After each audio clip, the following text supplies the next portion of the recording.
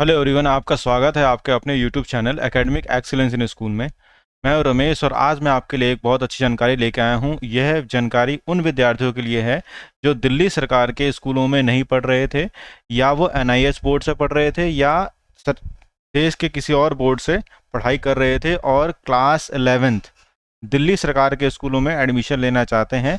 इनके लिए एक क्राइटेरिया है नॉन प्लान एडमिशन, जो कि दिल्ली सरकार ने जारी कर दिया है 30/5/2023 को। तो आइए समझते हैं कि किस तरीके से एडमिशन इसके तहत लिए जाते हैं। मैं आपको बताऊंगा टाइमिंग क्या है, किस तरीके से आप अप्लाई करेंगे, कैसे आपका सिलेक्शन होगा, और फाइनली आपको कौन कौन से डॉक्यूमेंट्स लेके जाने होंगे एडमिशन कराने के लिए। ध्यान रहे, ये जो एडमिशन हो रहे हैं नॉन प्लान एडमिशन के तहत, ये उन विद्यार्थियों के लिए नहीं है जो डीओई यानी दिल्ली के शिक्षा विभाग में ऑलरेडी पढ़ रहे थे और उन्होंने 10वीं पास करी है दिल्ली के सरकारी स्कूलों के द्वारा सीबीएसई बोर्ड से। ऐसे विद्यार्थी अपने लास्ट अटेंडेड स्कूल, अपने पुराने स्कूल में जाकर फॉर्म भरकर वहां एडमिशन ले सकते हैं। तो चलिए शुरू करते हैं।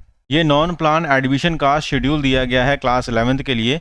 ऑनलाइन रजिस्ट्रेशन करना है कैंडिडेट्स को इस लिंक के द्वारा। ये देखिए लिंक www.edudel.nic.in। यहाँ पर एक लिंक प्रोवाइड किया गया है जो कैंडिडेट्स को खुद से फॉर्म भरना है। 31/5/2023 से लेकर 8/6/2023 तक की डेट है। ये डेट ध्यान रखिए, कल लास्ट डेट है। शाम को 5 बजे से पहले आप इसको भर लीजिए। ये साइकिल 1 की बात कर रहा हूँ मैं। डिस्प्ले ऑफ अलॉटेड स्कूल, जो भी स्कूल आप भरेंगे, अपने नियरेस्ट जो भरेंगे, वहाँ पर आपको रजिस्ट्रेशन कैंडिडेट्स का अलॉटेड स्कूल जो होगा वह डिस्प्ले होगा 1 बजे करीब। और उसके बाद आपको डॉक्यूमेंट्स लेके जाने होंगे 17/6/2023 से 24/6/2023 के बीच। तो ये साइकिल 1 का क्राइटेरिया है कि साइकिल 1 में किस तरीके से होगा। ये जब पूरा हो जाएगा 24/6/2023 को, फिर 26/6/2023 को साइकिल 2 स्टार्ट होगा। और ये जो साइकिल 2 है, इसका टाइमिंग फिर ऐसे दिया गया है 26/6/2023 से 5/7/2023 तक फॉर्म भरे जाएंगे। 14/7/2023 को जो स्कूल अलॉट होंगे विद्यार्थियों के लिए, वहाँ पर एक लिस्ट जारी कर दी जाएगी, लिस्ट लगा दी जाएगी। और 15/7/2023 से 24/7/2023 तक उनके वेरिफिकेशन होंगे और इस तरीके से इनका एडमिशन होगा। ये जो ऑनलाइन एप्लीकेशन फॉर्म आप www.edudel.nic.in से भर रहे हैं, ये आप अपने स्मार्टफोन से, नॉर्मल स्मार्टफोन से भी आसानी से भर सकते हैं।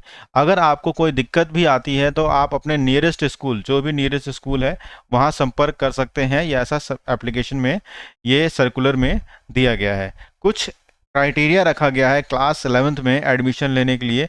ऐसा नहीं है कि आप सिर्फ पास हुए हैं या फिर अब थोड़े ही नंबर आपके पास होने से ज़्यादा आए हैं तो आप किसी भी स्ट्रीम में, किसी भी सब्जेक्ट में एडमिशन ले सकते हैं। इसके लिए उन्होंने कुछ क्राइटेरिया रखा है। आइए इस क्राइटेरिया को समझते हैं। अगर आप साइंस विथ मैथ लेना चाहते हैं तो आपके ओवरऑल परसेंटेज 55% होना चाहिए, इंग्लिश में 50%। साइंस लेने के लिए मैथ भी होना जरूरी है, जिसमें स्टैंडर्ड या बेसिक मैथ 50% होना चाहिए और साइंस 50% होना चाहिए। तो ये है साइंस विथ मैथ वालों के लिए, जो साइंस विथ मैथ लेना चाहते हैं।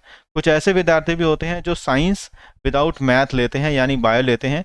उनके लिए 55% एग्रीगेट, यहाँ पर इंग्लिश में 50%, मैथ्स में 40% और साइंस में 50%।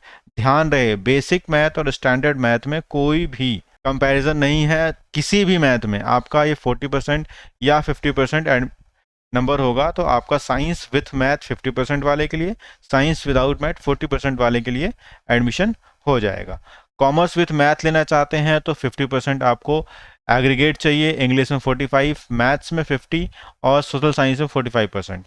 कॉमर्स विदाउट मैथ के लिए ये 50, यहाँ 45, इंग्लिश और हिंदी दोनों मांगा गया है 45% मार्क्स कॉमर्स विदाउट मैथ के लिए। सोशल साइंस में 45% मार्क्स चाहिए। ह्यूमैनिटीज़ वालों के अपने अलग बचे हैं। जो भी बच्चे पास हो रखे हैं, डिक्लेयर पास हो गए हैं स्कूल एग्जामिनेशन सीबीएसई बोर्ड के द्वारा, वह एडमिशन ले सकते हैं ह्यूमैनिटीज़ में। प्रॉब्लम यहाँ पर यह है कि अगर उन विद्यार्थियों को इकोनॉमिक्स लेना है तो उनके 45% मार्क्स होने चाहिए कम से कम। अगर उन्हें ह्यूमैनिटीज़ लेना है विथ इकोनॉमिक्स तो 45% मार्क्स होने ही चाहिए। अगर ह्यूमैनिटीज़ में कोई विद्यार्थी मैथ लेना चाहता है तो उसके 50% से ज़्यादा या 50% मार्क्स मैथ में होने चाहिए। तो यहाँ पर ह्यूमैनिटीज़ में हर वो बच्चा ले सकता है एडमिशन जो दिल्ली के सरकारी स्कूलों में नहीं, प्राइवेट स्कूल में पढ़ रहा था, अदर बोर्ड्स के स्कूल में पढ़ रहा था। मैथ और इकोनॉमिक्स के लिए यहाँ पर 45% और 50% का क्राइटेरिया अलग अलग रखा गया है। ये जो मार्क्स मैंने आपको बताए हैं, इस पे 5% का रिलैक्सेशन मिलता है अगर कोई विद्यार्थी SC ST माइनॉरिटी और OBC से बिलोंग करता है। ये OBC भी उसे दिल्ली का होना जरूरी है। कोई ऐसा दिव्यांग बच्चा जिसको यहाँ पर एडमिशन लेना है, उसको भी 5% मार्क्स का रिलैक्सेशन मिलेगा सभी सब्जेक्ट्स में, जो यहाँ पर इस क्राइटेरिया में ऊपर आपको बताया गया है। यहाँ पर एक बहुत अच्छी इन्फॉर्मेशन ये दे रखी है कि बच्चे पूछते हैं कि NIS बोर्ड से मैंने परीक्षा पास की है और NIS बोर्ड से परीक्षा पास करने के बाद मेरे इतने नंबर आए हैं, तो क्या मैं दिल्ली के सरकारी स्कूलों में, दिल्ली के सरकारी रेगुलर स्कूलों में एडमिशन ले सकता हूँ या नहीं। तो मैं उनको बताता हूँ कि अगर आपके 55% मार्क्स आए हैं मेन 5 सब्जेक्ट्स में, तो आप दिल्ली के सरकारी स्कूलों के ह्यूमैनिटीज़ में विदाउट स्किल सब्जेक्ट मतलब बैंकिंग, इंश्योरेंस, इनको छोड़कर आप आराम से एडमिशन ले सकते हैं ह्यूमैनिटीज़ स्ट्रीम में। अगर किसी विद्यार्थी के 50% मार्क्स आए हैं वो 5 मेन सब्जेक्ट्स में, तो वो ह्यूमैनिटीज़ में एडमिशन ले सकता है, लेकिन उसे स्किल सब्जेक्ट ज्वाइन करना होगा, जैसे banking, insurance, tour and travels etcetera.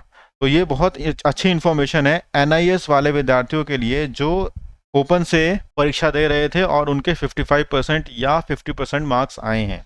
एक और इन्फॉर्मेशन ये है कि जो बच्चे क्लास 10th में पास हुए हैं डिफरेंट बोर्ड से, यानी दिल्ली के स्कूलों से ना होके, CBSE के स्कूलों से ना होके, वो डिफरेंट अदर बोर्ड से यानी स्टेटों के अदर बोर्ड से पास हुए हैं, जिनका 33% से कम मार्क्स में भी, जो मैक्सिमम मार्क्स है उसका 33% से कम होने पे भी अगर वो पास हो रहे हैं, तो यहाँ वो एबल नहीं है ऑनलाइन फॉर्म भरने के। उनको क्या करना है, स्कूल में जाकर मैन्युअली फॉर्म भरना है, जिस स्कूल में जो उनके घर के आसपास नज़दीक है 5/7/2023 से पहले। तो ये डेट बहुत इंपॉर्टेंट है, 5/7/2023 से पहले। जो एज क्राइटेरिया है वो है 11th क्लास में एडमिशन लेने के लिए आपका एज 15 साल से ज़्यादा या 17 साल से कम होना चाहिए। इसके अलावा आपको 1 साल या आधे साल या 6 महीने की रिलैक्सेशन मिल सकती है। वो डिफरेंट स्टेजेस, कई बार स्कूल से मिलती है, कई बार DD जोन से मिलती है, कई बार DD डिस्ट्रिक्ट से मिलती है, और सबसे ज़्यादा जो पावर है वो दिल्ली के डायरेक्टरेट ऑफ एजुकेशन यानी डायरेक्टर के पास है, जो आपकी एज को अपने हिसाब से, जहां उन्हें लगता है कि हाँ ये बच्चा ठीक है इस एज के अकॉर्डिंग, तो वहां पर आपको एज में रिलैक्स कर सकते हैं। ध्यान रहे, जब आप ऑनलाइन एप्लीकेशन भर रहे होंगे तो ये कुछ डिटेल्स आपको ध्यान से भरनी है।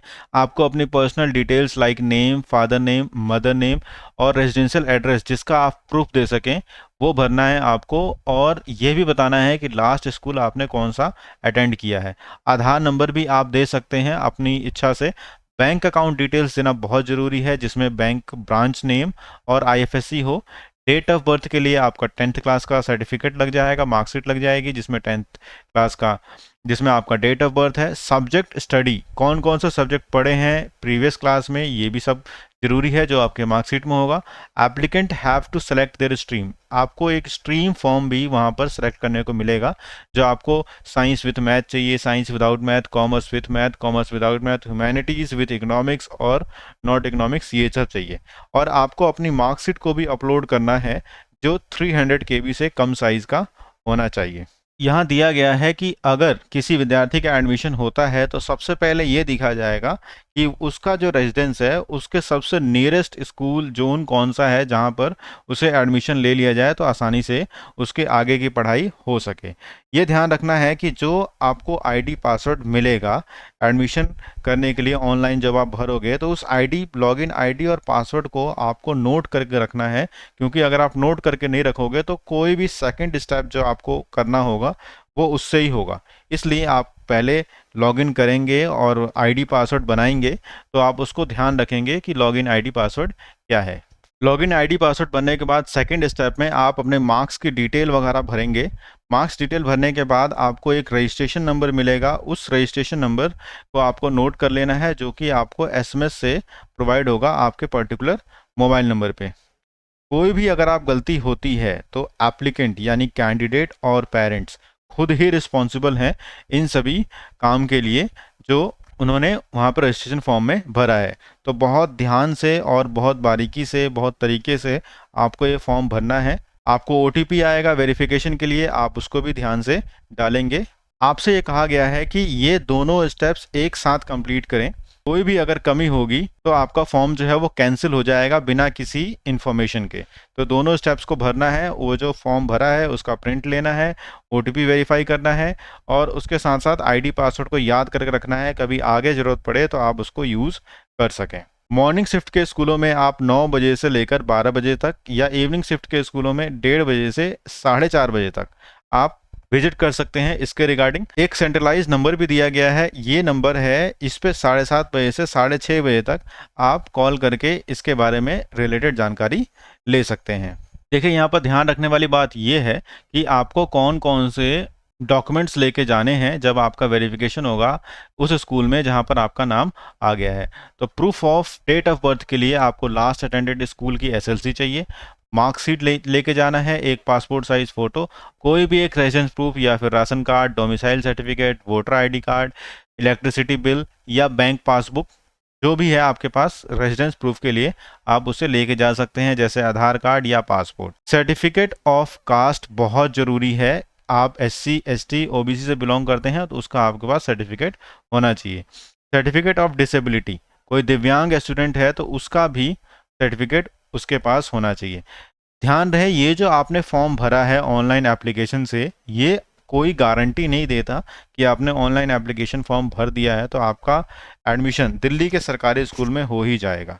इसके लिए वह लोग देखेंगे कि कहाँ पर सीट्स वैकेंट है, आपने जो कॉम्बिनेशन भरा है वो कितना सही है, और जो इंफ्रास्ट्रक्चर अवेलेबल है उसके हिसाब से आपको वो एडमिशन देंगे। तो सिर्फ फॉर्म भरना फाइनल नहीं है कि आपका एडमिशन एक्चुअल में हो गया है। तो इस बात का ध्यान रखते हुए आप बड़े ध्यान से इस काम को करेंगे। विद्यार्थी अपने रजिस्ट्रेशन नंबर को यूज़ करके ये चेक कर सकते हैं कि कहाँ तक मेरा स्टेटस है, कहाँ तक प्रोसेस हुई है और आगे क्या करना है। इसलिए रजिस्ट्रेशन नंबर और पासवर्ड आपको याद रखना बहुत ज़रूरी है। जो भी बच्चे सेलेक्ट हो गए हैं और वो फिज़िकल वेरीफाई कर गए हैं दिल्ली सरकार के स्कूलों में, उनका ही एडमिशन होगा दिल्ली सरकार के स्कूलों में। ये भी नोट करना है कि आपने खुद ही ऑनलाइन एडमिशन प्रोसेस को प्रोसेस करना है, किसी और के द्वारा नहीं करना है, और एक ही एप्लीकेशन आप फिल करेंगे एडमिशन के लिए। ऐसा नहीं कि 2 कर लें, 3 कर लें, 4 कर लें तो ज़्यादा पॉसिबिलिटी रहेगी एडमिशन की, ऐसा बिल्कुल भी नहीं है।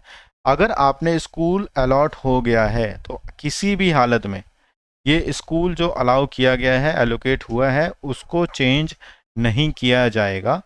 ये इन्फॉर्मेशन आपको दिल्ली सरकार के शिक्षा विभाग के द्वारा, स्कूल ब्रांच के द्वारा दी जा रही है। Thank you.